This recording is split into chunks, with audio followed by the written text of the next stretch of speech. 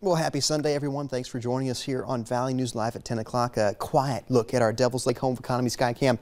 Seeing some clouds out there at this hour, but you're still able to see a little bit of twilight there just on the far horizon. But a nice dry look is a welcome change for those folks in the Northern Valley, because this is some of the scenes that we're seeing coming in from the Pembina area. Clarissa shared this video with us of that water on either side of the road and water just streaming over that road.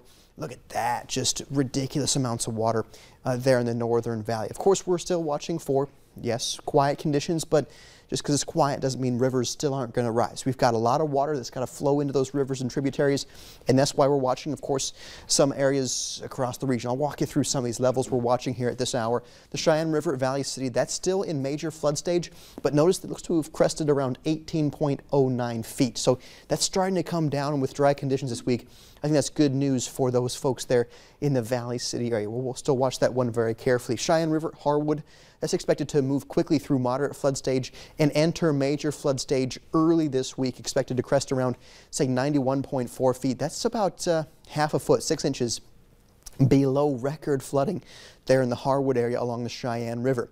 So we're watching that one for you folks there, but this one, the Red Lake River in Crookston, is going to rise a little bit more, only a couple inches more. And it does look to move pretty quickly down back through moderate flood stage and back into minor flooding for this dry week ahead. So that's good news that we're starting to see kind of a lessening of the rising river there at the Red Lake River in Crookston. And then, of course, watching very carefully that Cheyenne River in Kindred. This one expected to move into major flood stage toward the middle of this week, expected to crest around 21 feet as we head toward the latter part of this week and stay in that major flood stage into the weekend. Again, that's about a foot or so below the record flood stage for the Cheyenne River at Kindred. And one more here, the Red River at Drayton. Watching this one for you folks there. You just crossed into major flood stage this morning, and that's going to be in major flood stage for pretty much the entire week. Expected to crest around 43.5 feet or so toward the middle part of this week. So, of course, we're keeping our eyes on all these flood stages and watching a lot of spots here. So, of course, you can always get those latest river levels for your neck of the woods on our website, valleynewslive.com. 40 degrees right now in Fargo, 30 when you factor in that northwest wind at 20 miles per hour. Seeing a lot of 30s across Minnesota.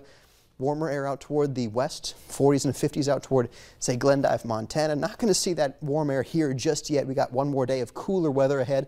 Tomorrow morning we start off dry, but we're in the 30s for most everybody. May even see some upper 20s for those morning temperatures tomorrow morning. A cool north breeze is with us. I do expect some clouds to hang on as well. It does look like they start to decrease from west to east into the afternoon. So some sunshine is expected, but with a cool north breeze, with clouds for most of the early afternoon, I think temperatures stay muted in the 40s for most everybody by that dinner time hour on Monday. And yeah, we stay dry for the evening hours on our Monday as well. So in Fargo, here's how things are shaping up. Near freezing in the Southern Valley, north wind around 10 to 15 miles per hour, and some clouds there keep our temperatures, well, only in the 40s for those highs in the Southern Valley. So a crisp start to the business week tomorrow. And of course, our photo of the day, this is a big thanks to everyone who's out there in our communities helping to fight the floods here. This is a flood wall installation there in Pembina. Clarissa, again, shared this one with us. Those folks working hard to protect that area in Pembina. So we're still got the valley flood alert for tomorrow into Tuesday because, again, some rivers still on the rise. But temperature is not looking too bad with those dry conditions. Some sunshine, 50s into Wednesday. Thursday, Friday, 60s.